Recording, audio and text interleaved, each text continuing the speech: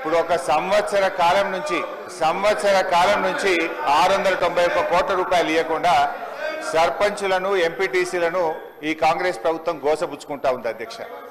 చివరికి ఆ సర్పంచులు ఎంపీటీసీలు గవర్నర్ గారిని కలిసి మొరబెట్టుకున్నారు, మంత్రుల్ని కలిసి మొరబెట్టుకున్నారు. చలో అసెంబ్లీ కార్యక్రమానికి వస్తే వాళ్ళను అరెస్ట్ చేసి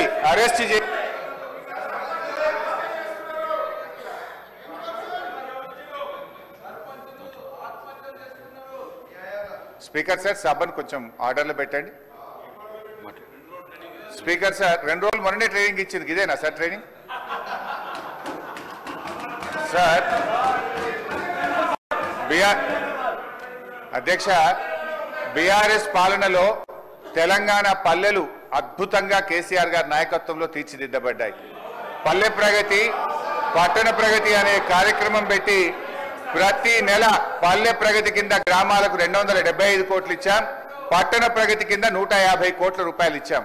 కానీ కాంగ్రెస్ ప్రభుత్వం వచ్చిన తర్వాత ఈ ఏడాది కాలంలో పల్లె ప్రగతి, పట్టణ ప్రగతి కింద 1 రూపాయి కూడా గ్రామ పంచాయతీలకు ఇవ్వకుండా పోవడం వల్ల ఈ రోజు ఈ సమస్య వచ్చింది అధ్యక్ష. ఇది నేను చెప్తున్నది కాదు, కేంద్ర ప్రభుత్వం చెప్పింది. దేశంలో ఉత్తమ గ్రామ పంచాయతీల అవార్డులు ప్రకటిస్తే టాప్ 20 అవార్డ్స్ లో 19 అవార్డులు తెలంగాణ రాష్ట్రానికి వచ్చాయి. 20లో 19 తెలంగాణకు తెచ్చిన ఘనత కేసీఆర్ గారిది, బీఆర్ఎస్ ప్రభుత్వాన్ని. సో ఆ రకంగా పల్లెలు చేశాం. ప్రతి గ్రామ పంచాయతీకి ట్రాక్టరు, ట్యాంకరు, ట్రాలీ, నర్సరీ, వైకుంఠధామము, డంప్ యార్డు పెట్టి తెలంగాణ పల్లెలు దేశానికి ఆదర్శంగా నిలిపిన ఘనత కేసీఆర్ది, బీఆర్ఎస్ పార్టీ. అధ్యక్ష, మేము గౌరవనీయులు మంత్రి గారిని కోరేది ఒక్కటే, ఇవాళ ఈ ప్రభుత్వం వచ్చిన తర్వాత ఎస్ఎఫ్సి నిధులు విడుదల కావట్లేదు. ఈజీఎస్ నిధులు కేంద్ర ప్రభుత్వం ఇచ్చినా డైవర్ట్ చేసినారు. 15th ఫైనాన్స్ కమిషన్ డబ్బులు కేంద్ర ప్రభుత్వం ఇస్తే డైవర్ట్ చేసినారు. జీపీ జనరల్ ఫండ్ కూడా వాళ్ళ డబ్బులు వాళ్ళు ఖర్చు పెట్టుకోవడానికి కూడా ఫైనాన్స్ నుంచి క్లియరెన్స్ ఇయ్యక, చెక్కులు పాసుగాక ఇవాళ సర్పంచులు ఆత్మహత్య చేసుకునేటువంటి పరిస్థితి వచ్చింది.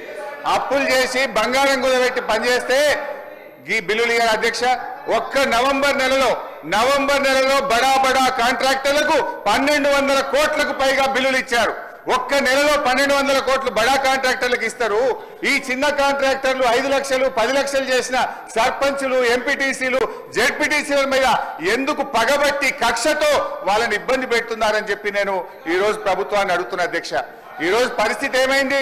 గ్రామ పంచాయతీలకు రెగ్యులర్ గా ఇవ్వాల్సిన నిధులు ఇవ్వకపోవడం వల్ల చివరికి ఏం దాకా వచ్చిందంటే, అమెరికా దేశం తెలంగాణకు పోతే చికెన్ గున్యా వ్యాధులు వస్తున్నాయి, జాగ్రత్త అని అమెరికా దేశం ఆ దేశ పౌరులను హెచ్చరించే పరిస్థితి ఏర్పడ్డదంటే పల్లెల్ని ఏ రకంగా మీరు నిర్లక్ష్యం చేశారో అర్థమవుతా ఉంది.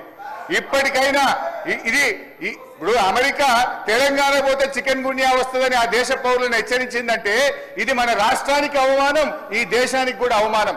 మీ పాలన ఆ రకంగా ఉన్నది.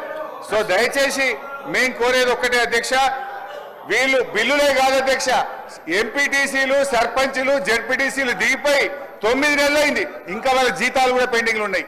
1వ తారీఖు జీతం ఇస్తామని చెప్తారు. జెడ్పీ చైర్మన్లకు, జెడ్పీటీసీలకు, ఎంపీటీసీలకు దిగిపోయి 9 నెలలైనా 3 నెలల జీతాలు పెండింగ్ ఉన్నాయి అధ్యక్ష. ఆ జీతాలు ఇయరైతే పనిచేసిన దానికి బిల్లులు ఇయరైతే వాళ్ళు మిత్తిలు కట్టలేక, అప్పులు కట్టలేక ఇవాళ చాలా బాధల్లో ఉన్నారు. నేను సూటిగా మంత్రి గారిని అడిగేది ఒక్కటే, దయచేసి త్వరలో ఇస్తాము, తొందరలో ఇస్తాం కాదు అధ్యక్ష, స్పష్టమైన డేట్ చెప్పి గ్రామ పంచాయతీ ఎన్నికలు మీరు పెట్టబోతున్నారు, ఆ లోపు వాళ్ళ బిల్లులన్నీ కూడా క్లియర్ చేయాలని చెప్తా ఉన్నాం. మీ దాంట్లో ఏం చెప్పింది అధ్యక్ష? ఈరోజు ఇది మీ మేనిఫెస్టో, కాంగ్రెస్ పార్టీ మేనిఫెస్టోలో ఏం చెప్పింది అధ్యక్ష? రాజీవ్ గాంధీ గారు తెచ్చిన 73, 74 రాజ్యాంగ సవరణ ప్రకారంగా మీరు గ్రామ పంచాయతీలను బలోపేతం చేస్తామన్నారు, నిధులు విడుదల చేస్తామన్నారు. కానీ మీరు అది ఏది కూడా చేయకుండా ఇవాళ మోసం చేస్తున్నారు. మాజీ సర్పంచ్లకు, మాజీ ఎంపీటీసీలకు పింఛన్లు ఇస్తామన్నారు. పింఛన్ మాట దేవుడు కానీ వచ్చే జీతం కూడా ఇస్తలేదు అధ్యక్ష. గా పింఛన్ కూడా ఎప్పటి నుంచి ఇస్తారో, జీతాలు ఎప్పటిలో క్లియర్ చేస్తారో, బిల్లులు ఎప్పటిలో క్లియర్ చేస్తారో స్పష్టంగా చెప్పాలని మీ ద్వారా అడుగుతా ఉన్నాం.